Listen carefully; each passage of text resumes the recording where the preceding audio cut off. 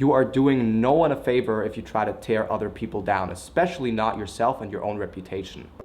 What's up everyone? Welcome back to my channel. To the best of my abilities, I try to be an optimist. And lately, I've been getting a lot of messages on various different platforms about how I always seem so happy and how I practically always seem to view the glass as half full instead of half empty. Now, even though I do try to portray an optimistic persona every time I press record on the camera, just like everyone else, I also have my own challenges to fight. But nevertheless, you aren't wrong. I am very energetic. Maybe that's also my age, but I do try to see everything positively and I try to approach everything with an ease because at the end of the day, nothing really matters. So for this video, I thought I'd talk a little bit about this and share with you guys what I actively do to stay positive, optimistic, happy, whatever you want to call it, and make the most of every day. I'm going to try to give you guys an insight on my personal routines and rituals that I know genuinely help me to live a happy life. First off, a big piece of advice that I would prioritize if I was you is perfect your morning routine. A lot of people underestimate the impact a good morning can have on the rest of your day. Something I know has had a great impact on my mood and mental health throughout the day is that I do not look at my phone for at least the first hour of the day. I literally just turn off my alarm, stay on airplane mode, and start the day making breakfast. Now, another big factor that has helped me to actively have a good morning is listening to the right kind of music.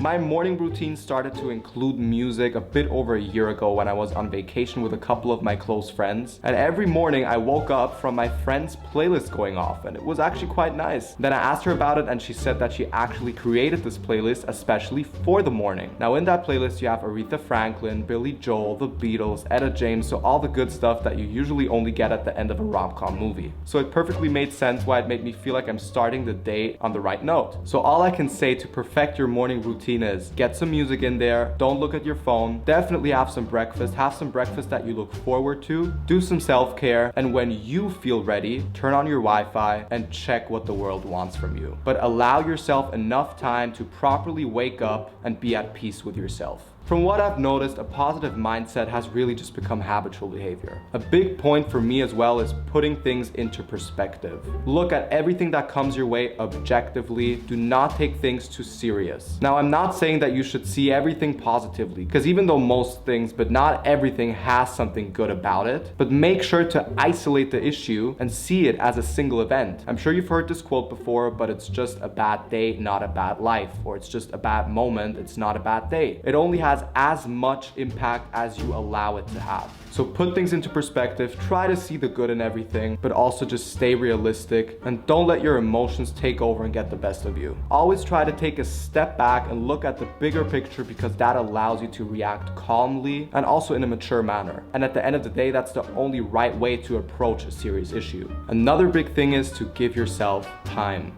I've always put a lot of pressure on myself about whatever, and that is the perfect example of something that can easily ruin your day. That's why I've made it a habit to remind myself that I have more than enough time, I am my only competition, and at the end of the day, that's all that matters. A couple of quotes that I run through my head whenever I notice that I'm about to have my day ruined by the pressure I create for myself are, you don't harvest the fruit the day you plant the seed, or you can't be everything you want to be before your time. And when it comes to accomplishments and you stay consistent, usually all of us are doing better today than we did the day before, and that's all that matters. Call me crazy, but something else that has helped me is positive self-talk. Now, I don't stand in front of the bathroom mirror talking to myself. Some people might, but that's not the case with me. I'm also not in bed talking to myself. Like I said earlier, it's a lot about habitual behavior, and when you wake up with the sentence in your head, today is gonna be a good day, today I'm gonna do this, if I get this done today, I feel accomplished, then subconsciously your brain is gonna suck that up, and when you then start your now perfect morning routine, you're actually more likely to have a good day. Again, I am baffled to see how much everything you expose your brain to in the morning affects the rest of your day. That's why the biggest advice is stay away from your phone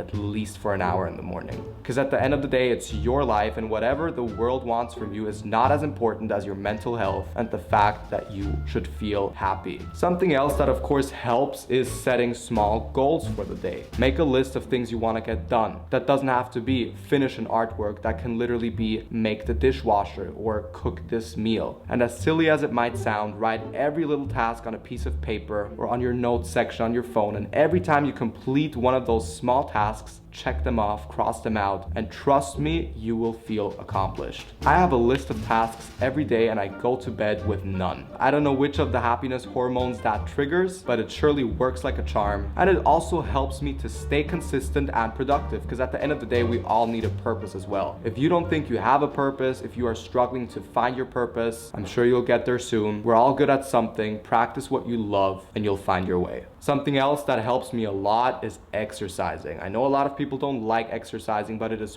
proven that after you exercise, you have a lot of endorphins in your body, and those make you feel happy. So even if it's just going on a walk, you don't have to run a marathon or lift weights, you will feel better. It's good to clear your head. It's great to get outside.